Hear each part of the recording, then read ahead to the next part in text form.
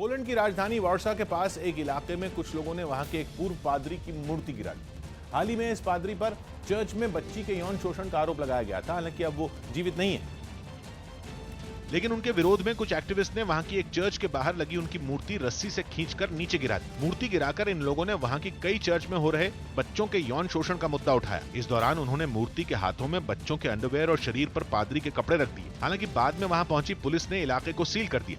Dziś po godzinie 3 otrzymali zgłoszenie o tym, że mężczyźni przewracają pomnik przy ulicy Stolarskiej w Gdańsku. Warsaw में ये प्रदर्शन Vatican city में हो रहे एक सम्मेलन से कुछ देर पहले किया गया था, जिसमें पोप फ्रांसिस समेत दुनिया भर से आए चर्च के प्रतिनिधि जुटे। Di interpellare voi, patriarchi, cardinali, arcivescovi, vescovi. Church में हो रहे यौन शोषण के विरोध में पोप फ्रांसिस और सम्मेलन में हिस्सा ले रहे लोगों को भी विरोध झेलना पड़ा। उनके विरोध में लोगों ने सम्मेलन वाली इमारत के बाहर प्रदर्शन किया। महाराष्ट्र के बुल्ढाना में कांग्रेस और बीजेपी कार्यकर्ता आपस में भिड़ गए। वहां के एक स्कूल को ISO सर्टिफिकेट मिलने के बाद आयोजित कार्यक्रम में कांग्रेस के विधायक राहुल बोंद्रे और बीजेपी नेता श्वेता महाले के बीच बहस हो गई, जिसकी शिकायत करने बीजेपी कार्यकर्ता थाने पहुंच गए। इस बात की जानकारी मिलने के कुछ देर बाद कांग्रेस नेता राहुल बोंद्रे भी अपने समर्थकों के साथ वहां पहुंचे और हंगामा करने लगे। इस दौरान कांग्रेस नेता ने थाने में घुसने की कोशिश की, लेकिन पुलिस वालों ने उन्हें बाहर ही रोक दिया, जिसके बाद कांग्रेस और बीजेपी कार्यकर्ताओं में धक्का मुक्की होने लगी।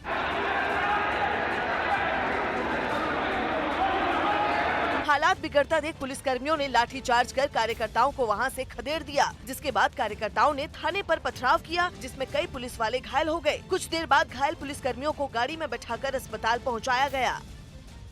मध्य प्रदेश में पहली बार चुने गए कांग्रेस के कई विधायक तवज्जो नहीं मिलने से अपनी सरकार के मंत्रियों से नाराज हैं। इसलिए खुद मुख्यमंत्री ने नाराज विधायकों को मनाने की पहल की और सभी नए विधायकों की नाराजगी दूर करने का भरोसा दिया। कुछ विधायकों का आपस में ये भी शिकायत थी कि कुछ मंत्रियों ने कुछ सम्मान नहीं दिया, कहीं कोई मिला नहीं। तो उन सब बातों को लेकर हमने मुख्यमंत्री जी को अवगत कराया और मुझे खुशी है कि मुख्यमंत्री जी ने सबको अवसर भी दिया और कल ये कहा कि किसी के सम्मान को ठेस नहीं पहुंचेगी और जिसको आना है सीधे मेरे पास आए। विधायकों की शिकायत के बाद कमलनाथ भले ही मंत्रियों पर सख्त हों, लेकिन मंत्री ये आरोप मानने को तैयार नहीं। मैं तो दोनों समय मिलता हूँ, कम से कम प्रतिदिन 200-400 आदमी से मिलता हूँ जो आते हैं। अब जो हमसे मिलने आते हैं उनसे मिलता हूँ, सुनता हूँ, जो उचित होता कार्रवाई भी करता हूँ। इतना ही नहीं, मंत्री PC शर्मा ने तो कैमरे के सामने विधायकों के साथ अपने अच्छे बर्ताव का सबूत तक पेश कर दिया। ये विधायक का फोन आया, अभी आपके सामने बात की। 3 विधायकों से मिलके अभी आ रहा हूँ घर से। विधायक ने दिया, ये तो CM को देने वाला हूँ। सब कर रहे हैं, केवल एक भ्रम है। लेकिन कांग्रेस के इस मनमुटाव ने बीजेपी को चुटकी लेने का मौका दे दिया। नियंत्रण नहीं है, कोई कंट्रोल नहीं है। 60 दिन में उम्मीद थी कि बहुत कुछ प्रदेश में बदलाव आएगा और नारा भी था वक्त है बदलाव का। ये गुट बन गया एक नवोदित विधायकों का, यही वक्त बदलाव का। मध्य प्रदेश में कांग्रेस ने 15 साल बाद सत्ता में वापसी की है, लेकिन कांग्रेस और बीजेपी के बीच सीटों का अंतर बहुत कम है। यही वजह है कि कमलनाथ नए विधायकों की नाराजगी का रिस्क नहीं लेना चाहते। लिहाजा उन्होंने खुद मामला संभाला और पहली बार चुने गए विधायकों को दावत पर बुलाया। इस दावत में 29 नए विधायकों में 25 शामिल हुए।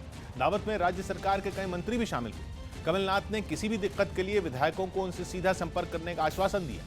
इतना ही नहीं, एक सचिव को खास तौर पर विधायकों की परेशानी दूर करने का काम भी दिया गया। राजस्थान के जैसलमेर में इंडियन ऑयल के कुएं से गैस का रिसाव होने लगा, जिससे पूरे इलाके में दहशत फैल गई, क्योंकि गैस के रिसाव के बाद रेत इस तरह हवा में उड़ता रहा जैसे पानी का फव्वारा छूट रहा हो। हालांकि इंजीनियर गैस के रिसाव को रोकने में जुटे हुए हैं। इंडियन ऑयल के इसी कुएं से पहले भी गैस का रिसाव हो चुका है, जिसके बाद कड़ी मशक्कत से इसे बंद किया गया था, लेकिन इसी जगह एक बार फिर गैस का रिसाव हो गया, जिससे कोलकाता में एक IPS अधिकारी की आत्महत्या करने के बाद पश्चिम बंगाल की ममता सरकार घेरे में।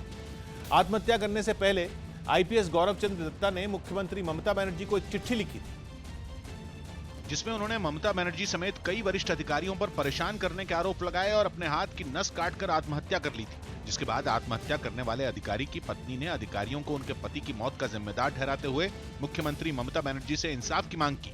How he was tortured, how he was humiliated, how he was suppressed by the government. So before he sacrificed his life, he written here.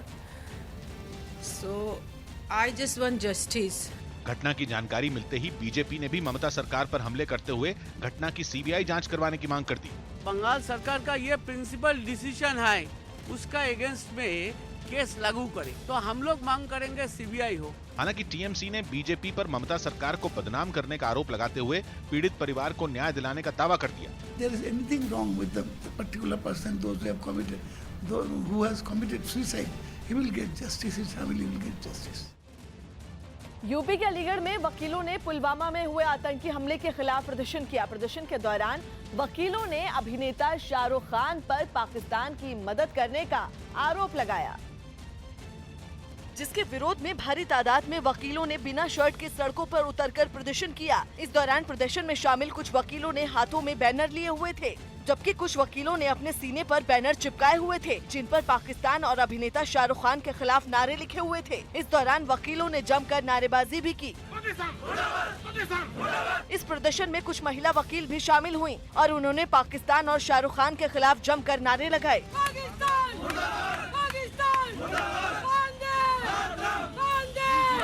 प्रदर्शनकारियों ने सरकार से आतंकियों के खिलाफ सख्त कार्रवाई की मांग की। हमारी जो सरकार है वो कठोर से कठोर कार्रवाई करे और पाकिस्तान में घुस करके आतंकवादियों को मारे। जबकि प्रदर्शन में शामिल कुछ वकीलों ने पाकिस्तान के गैस पीड़ितों की मदद करने पर शाहरुख खान को गद्दार करार दिया। जो शाहरुख खान हमारे उत्तर प्रदेश के अंदर हमारे भारत में होकर के फिल्म स्टार बने हुए हैं और जो हम लोगों से पैसा कमा रहे हैं, उन्होंने शहीदों के लिए कभी नहीं दिया और पाकिस्तान उग्रवादियों के लिए दे रहे हैं। प्रदर्शनकारियों ने शाहरुख खान की फिल्मों के बहिष्कार की भी धमकी दी।